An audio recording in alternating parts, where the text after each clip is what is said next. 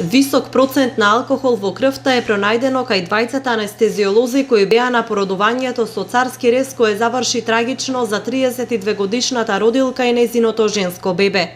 1,3 и 1,75 промили алкохол во крвта откриле анализите на Министерството за внатрешни работи кај двајцата анестезиолози.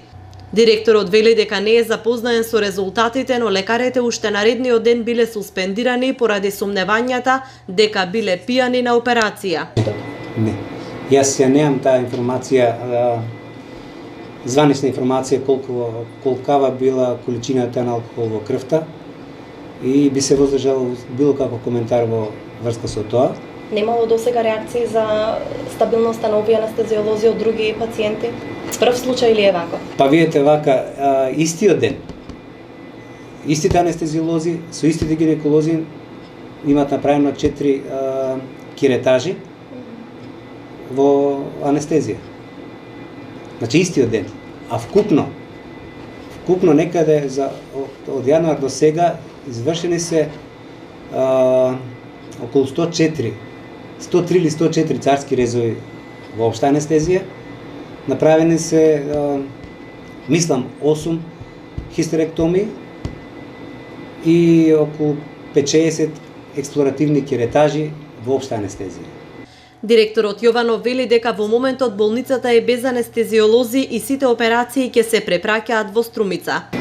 Анестезиолозите се веќе суспендирани уште утре ден. Ние формиравме во болницата внатрешна комисија и двајцата анестезиолози се суспендирани поради шпекулацијата која што излезе во штампата, во средствата за информација.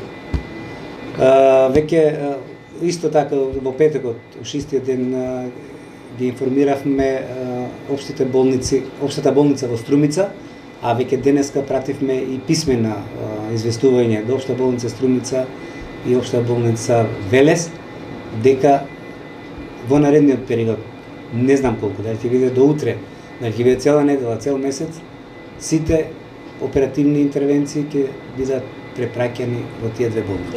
Обвинителството веќе води постапка за случајот со починатата 32-годишна родилка од Дојран, а ги сослушува вработените во болницата и персоналот кој што ноќта во четвртокот бил на операција.